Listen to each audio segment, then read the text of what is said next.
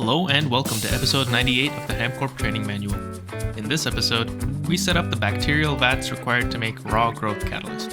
We then craft the first Wetware circuits and set up circuit assembly lines for them. Just back on Mars to get me some bacterial sludge. Now these are found in giant underground caves in Mars.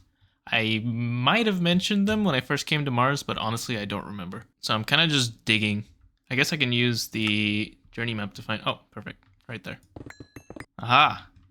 Here it is. Now let's pick up some of this goop. I guess I can't do it with cells. That's pretty annoying. Because I only have one bucket. That's actually very annoying. Oh, I have to make a trip home. Oh, no. You know what? This is going to be the stupidest thing I've ever done. But also maybe the most intelligent. So I'm gonna go back to my rig. I don't know if you remember this, but I had a drilling rig for chlorobenzene, and I have upgraded it to the max size since the last time you saw it. But yeah, and you know what I'm gonna do? This is really funny. I'm gonna use this output hatch to convert from bucket to cell. This is gonna suck. Doing this by hand sucks, but even if I had more buckets to do this more efficiently, it would still be such a small amount. Because look at the mutagen, right? Or look at the petri dish. So 15% chance with a bucket of mutagen. And my first bucket of mutagen is going to cost me a lot of sludge. 10 times as much fermented sludge. And that is multiplied by 10 again for enriched bacterial sludge. So I need 100 buckets for a 15% chance. That's not great.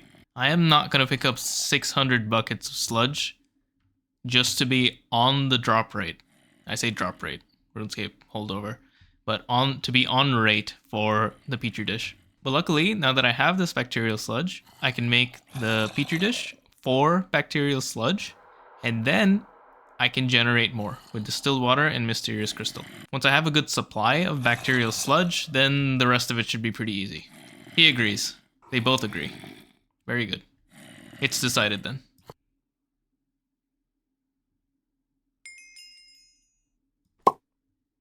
So I've set up the bacteria vat, and it's going to make this horrible sound constantly.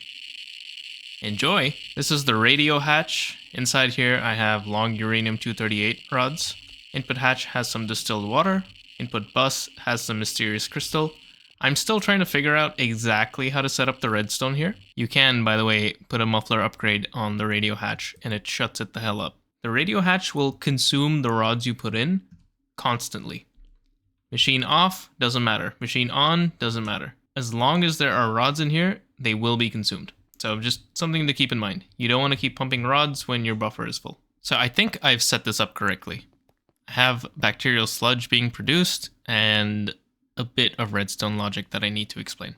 Let's review the recipe. It needs mysterious crystal dust, distilled water, and the culture along with 92 sieverts, minimum. So distilled water supplied with an export bus. Mysterious crystal, stocking input bus.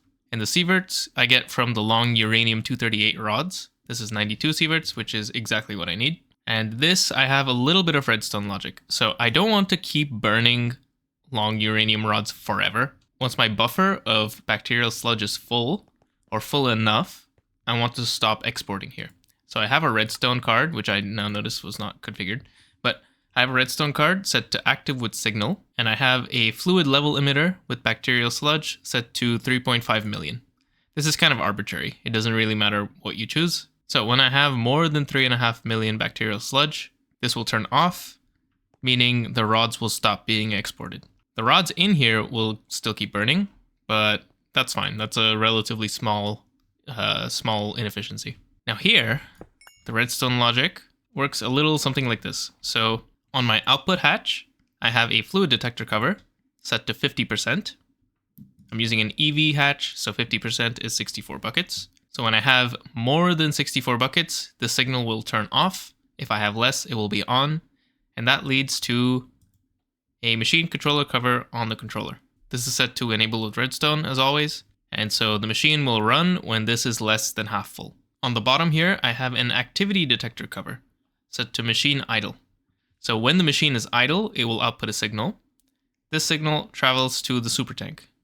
The super tank also has a machine controller cover, and it also has a fluid regulator set to import. So what's going to happen when the output hatch is half full is this will turn off, turning this signal on, which will lead to the fluid regulator, which is set to conditional, which will turn on the import of bacterial sludge. This is going to be half full, so this is going to start pulling in fluid from the hatch.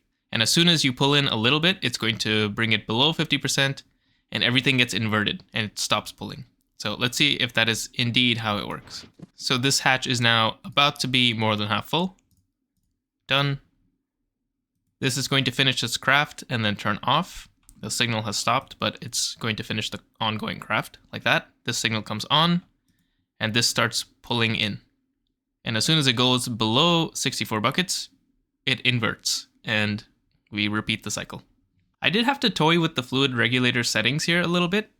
Yeah, I don't know how redstone logic updates in relation to ticks. Like, is there a delay of 1 tick, or is there not? I don't know.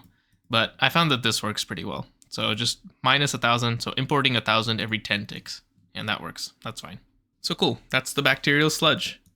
From this, I can make enriched bacterial sludge, from which I can make fermented bacterial sludge, from which I can make mutagen, and I'm going to try to get this petri dish with the mutagen culture, essentially. So then I can just make mutagen straight up, instead of going through the whole process, which is a lot more efficient because I use a lot less mysterious crystal dust to do this. And then finally, once I have that, I can actually make my raw growth catalyst medium. So really I need 2 more bacterial vats. Oh my god, finally. This literally took me like 10 attempts. That's like 1 million bacterial sludge. That was painful. But nearly at the end. I am desperately waiting for my mutagen to build up. This is taking forever, but it's going. It's gonna take some time, but it's going. I have set up the Ova Evolutionis, which is used to make the raw growth catalyst medium. This needs 140 sieverts, and it needs exactly 140 sieverts. And actually, if you look at the uses for a radio hatch, you can see all the different options of things you can put in. So it goes all the way up to 200 sieverts max. You can even use fuel rods, like the core. Don't do this, because it just consumes the item. You're going to lose all this tungsten steel. It's not worth it. I decided to go with this. Long enriched Naquata rods. These are exactly 140 sieverts, just like I need. But they don't last a long time. So I'm currently waiting to actually turn this on.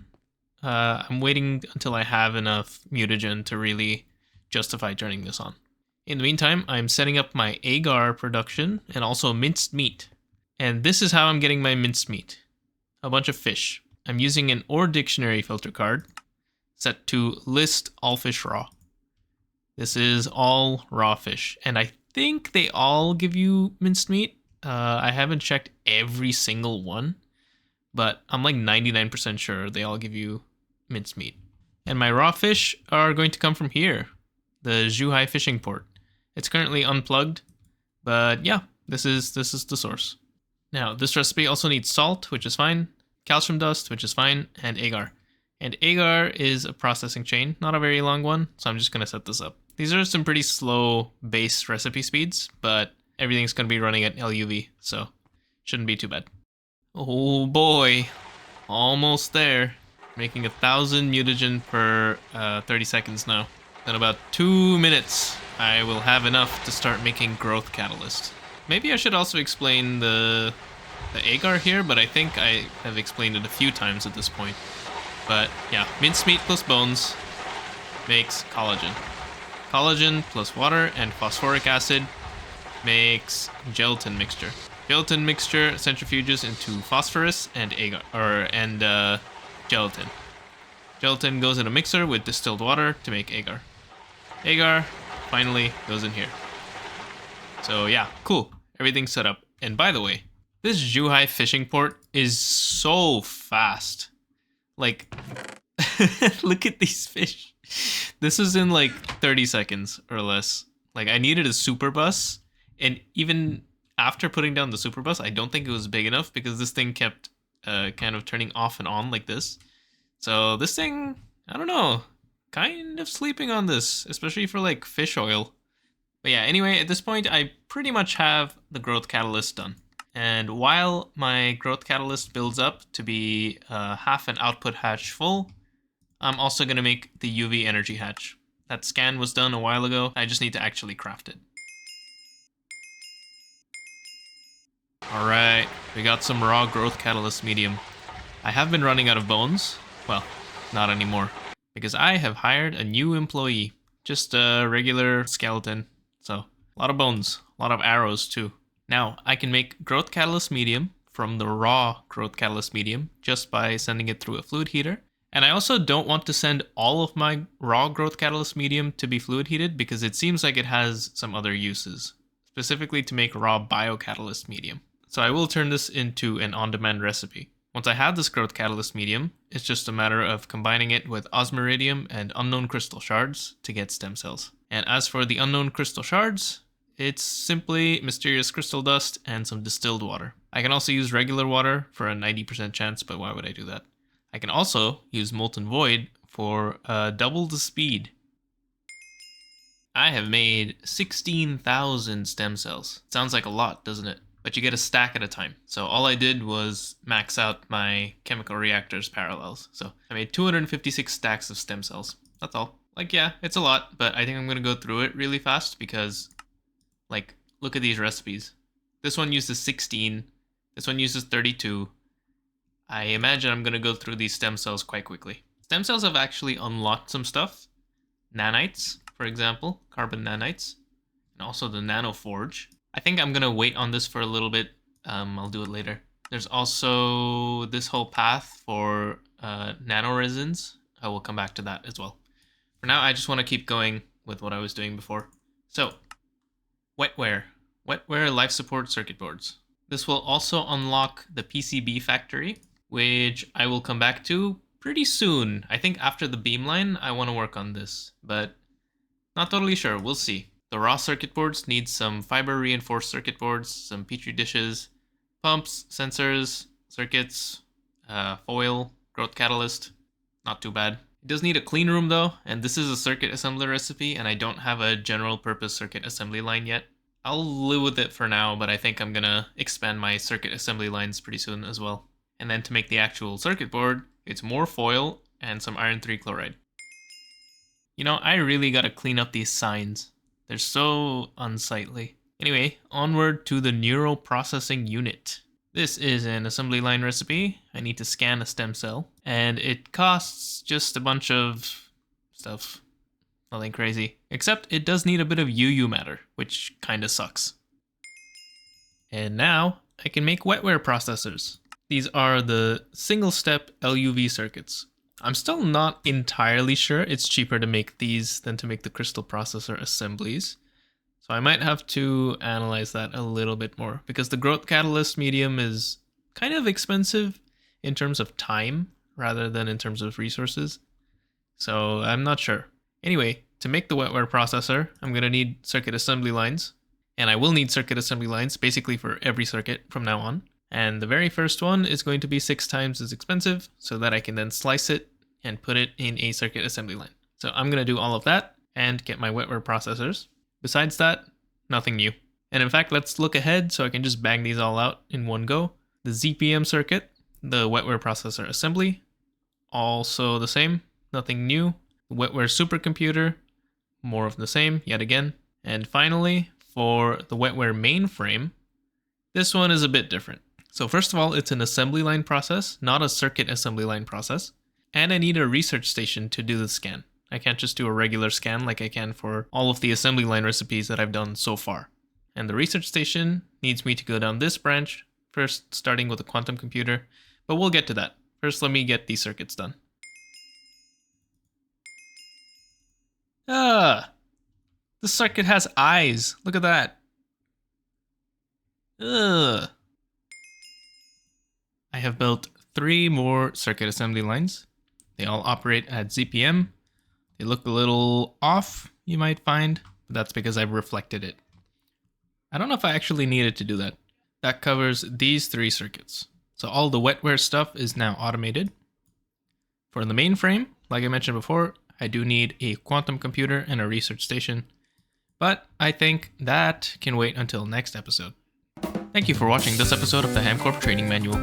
In the next episode, we will set up a quantum computer and research station, so that we can then craft the Wetware mainframe, the first UHV circuit. HamCorp would like to remind employees that the search for a new Employee of the Month is ongoing in the HamCorp Discord. Don't forget to submit screenshots of your local office's fat fills before the end. See you next time.